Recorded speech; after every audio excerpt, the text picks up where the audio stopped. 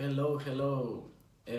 Today my reading for June on the range, um, True Grit by Charles Portis, with a really nice introduction by Donna Tartt as well, which I enjoyed. I always read introductions at the end, and this one was really good. I never know how to approach the book, like my book recommendations or book reviews or whatever you're gonna call this thing that I do on videos when I read a book.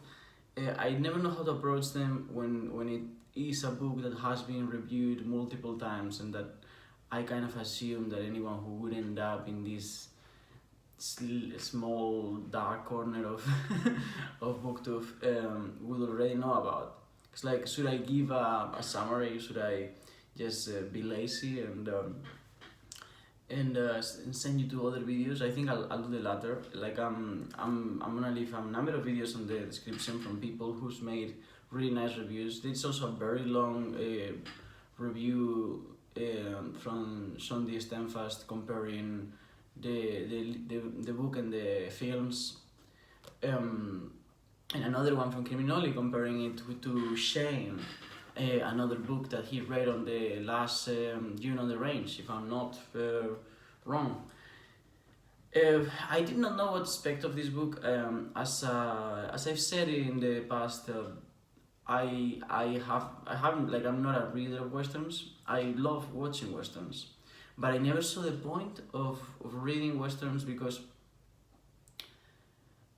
everything about them, as far as I can tell, is very cinematic. Like, it's everything about them tends to be better executed on camera, on film, than on a book. So I just never thought of it. But after making a video and saying that I think it was in the Routine to Team book tag from Steve Donnelly. I think after making that video, I started thinking about it, and I realized that one of the very first books I loved, one of the very first books I read, finished, and was like, this is my favorite book at the moment, was a western. Was the White Apache, something like that, about a kid who's captured by Apaches, American Indians, and lives with them. I don't remember much about that book, but I remember that when I read it, I just loved it. I probably was, I don't know, I should have been like 13 or 12, something like that. And so yeah, this is actually the second western I ever read. And for some reason, I have less patience with books than with films when it comes to it. It might be because I give much more attention to books and I take much longer reading than watching a film, right? So I'm not, maybe this might not be the best example because the amount of time that it takes to read this very short book is not much longer, if anything, maybe shorter than watching the films. But generally, like the typical cliches, there's certain aspects to reading a book of this kind that I tolerate much more on camera. I don't know why, probably because on the book you are so immersed in the narrative that it's much harder to ignore those aspects. And when I started the book, I was already like, okay, I know the story. That was me being silly, okay? Because I started the book and on the first paragraph, which is a really nice start because it tells you very much the whole story. Like, this summarizes all the plot. Starts like this, written in first person. I thought the voice was definitely like a very good choice, but this is how it starts. People do not give it credence that a 14-year-old girl would leave home and go off in the wintertime to avenge her father's blood, but it did not seem so strange then, although I will say it did not happen every day. I was 14 years of age when a coward going by the name Tom Cheney shot my father down in Fort Smith, Arkansas, and robbed him of his life and his horse and $150 in cash money, plus 2 California gold pieces that he carried in his trouser band. Yeah, I mean, I'm assuming you are all familiar with the beginning. As I started reading that and then kept going and realized that she basically was planning to get someone with true grit to avenge her father, I couldn't stop thinking of the myriad of stories that I have watched and read of certain sort of like male father figure with a little girl going about taking revenge, or him just protecting her. And I was like, so I'm gonna be reading sort of like story where like the guy is just taking care of her and she's just like so small and so fragile.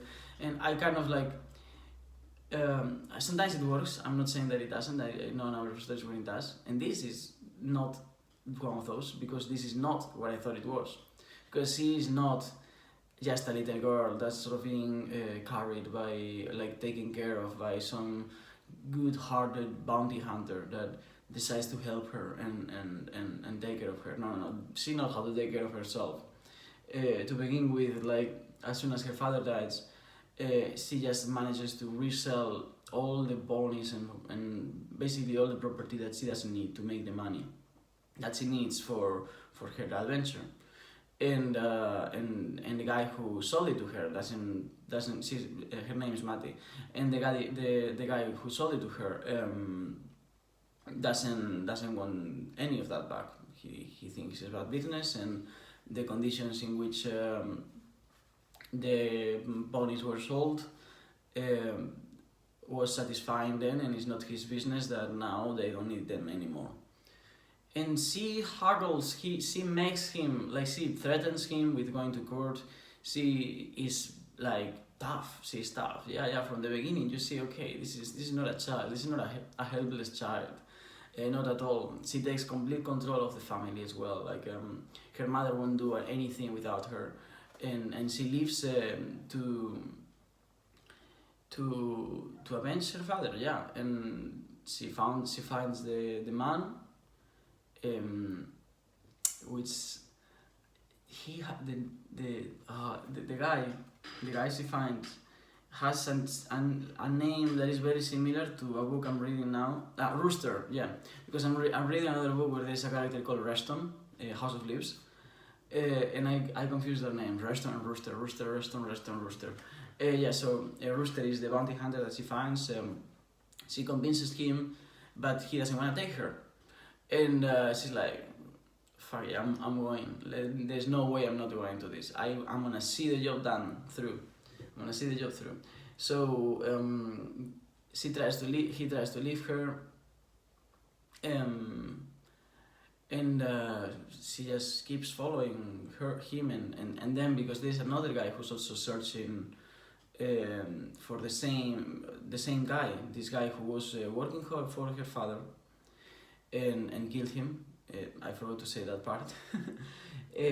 So there's another guy that's looking at this for the same guy for different reasons, but also to sort of take him to justice or to kill him.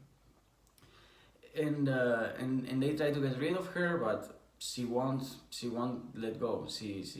They get on a boat and she jumps on the river with her pony Blackie, which is also an important character in the book. And yeah, she keeps following them. Finally, they just give up on trying to leave her behind, and they take her with them. And yeah, that's the story. They keep going on and going and on until they are closer to the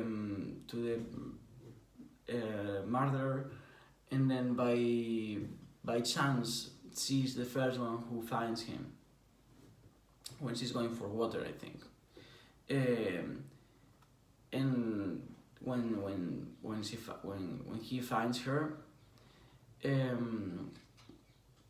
she points her gun at him, and he, like many other people in the story, doesn't take her serious. He just ignores her and pretends that, like, he doesn't think she's gonna shoot, but she shoots him.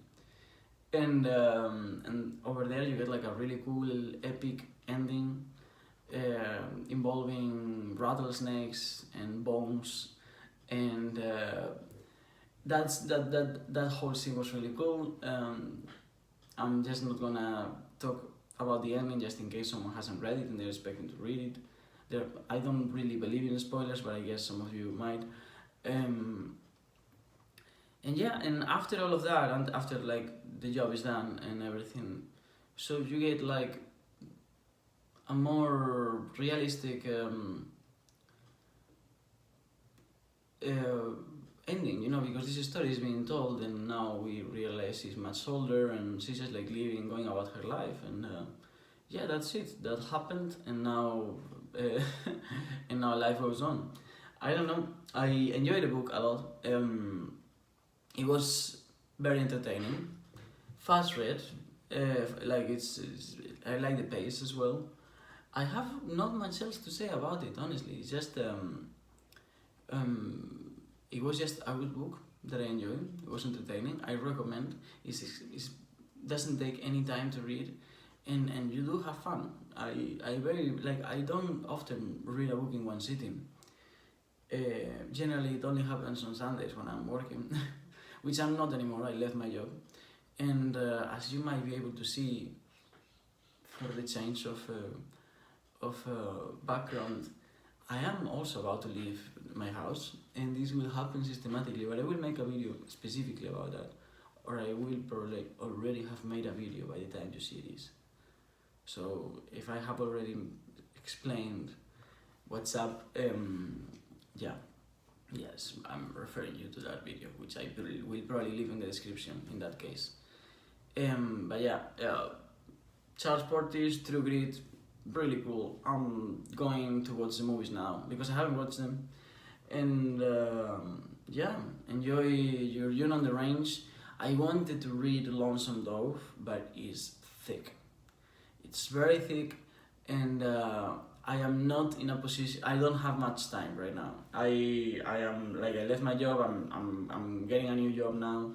I'm moving. I'm also in between all of that is happening within the next 7 days, which for you will be the last 7 days because this is gonna come out a week after or something like that. Yeah, I'm basically trying to do all of that, the moving out, which is almost done, the moving into the job accommodation, because I'm gonna be working as a sports teacher in a summer school, and somehow I'm also planning to like spend at least 5 days in Cornwall just surfing and relaxing before a very intense season. So yeah, I will read Lonesome Dove probably for the next June on the Range, and probably for next June on the Range, I think what I'm gonna do is I'm gonna go to this top 10 favorite westerns that a bunch of booktubers have made. And I'm just gonna make my own 10 of their recommendations and read them, but that will be next June. For this June, I'm happy I got to participate on this. I got to read True Grit. Now if someone tells me, have you ever read a Western? I can say, yeah. How do you like it? I like it, I enjoyed it. Sure. And I will probably pass this on to someone else. So, yeah, have a good day.